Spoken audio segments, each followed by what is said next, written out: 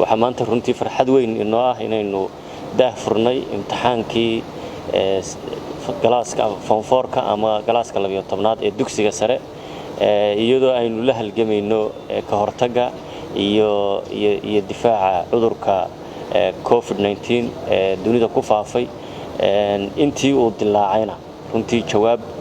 iyo dadaal fara badan oo waafi ah ay xukuumaddu sameysay madaxweynuhu sameeyay ra'iisul wasaaruhu hormuudka ahaa meel fiican buu marayaa maanta inagoo tallaabooyinkii loo baahnaana fulinayna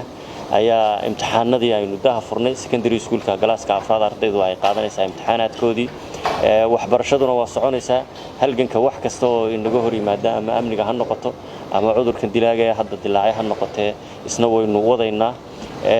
waa arkaysaan in maanta 35,000 oo arday ku dhawaad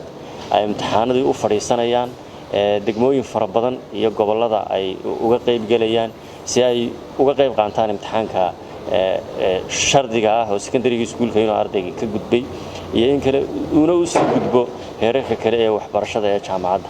waa marxaatiba ka tihiin amnigeenu inuu fidayo dawladnimadeenu inay fidayso waxbarashada inay tayadeedii sii kordhayso waxbarashada iskuulada waliba dawladdu ay maamushaa intii xukuumadani jirtay ay ballaadheen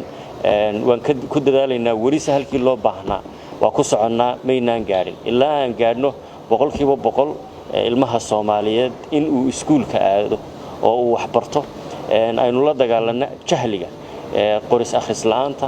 aqoonta aynu dhisno oo aynu ballaadhino maskaxda ilmaha Soomaaliyeed aynu korino oo kabcino oo dhinaca wanaagsan ee wadaniyada ah ee nabadgelyada ku dhisan oo inuu nabad ku noolaado nabadna lagu la noolaado ilmuhu ogol yahay aan maskaxda laga meedhin manhajka aynu rabno inaynu ka turjinaa ka weey